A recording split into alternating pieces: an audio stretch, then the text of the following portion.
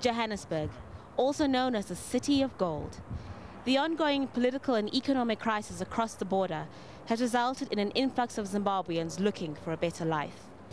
We met up with two young men who claim they belong to the infamous Green Bombers, a group of ZANU-PF militia hired to spy for the government. When they joined these military-style camps, they were promised jobs after 6 months of training. They claimed they had to join to get a special certificate.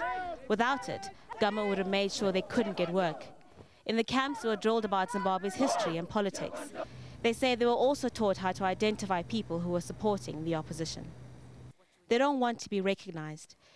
We are identifying opposition members, strong members of MDC.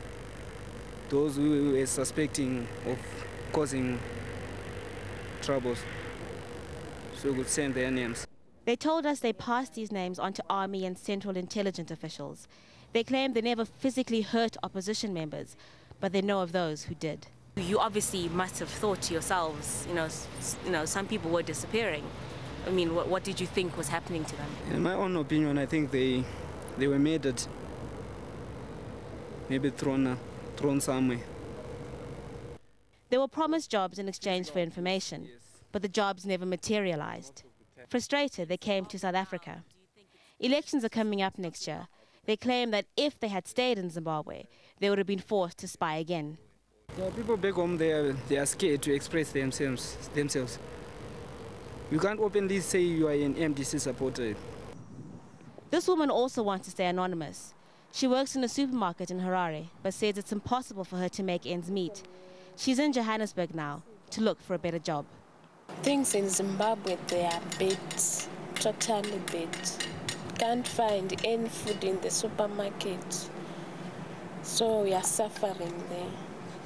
But even if she does find a job here, there's no guarantee her life will be any easier.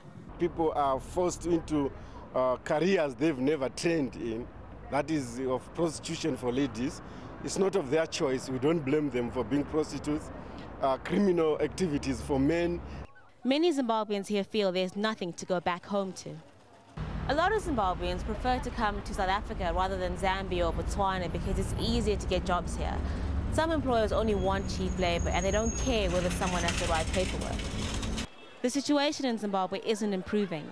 This week, manufacturers refuse to deliver food to supermarkets. Fuel is hard to come by.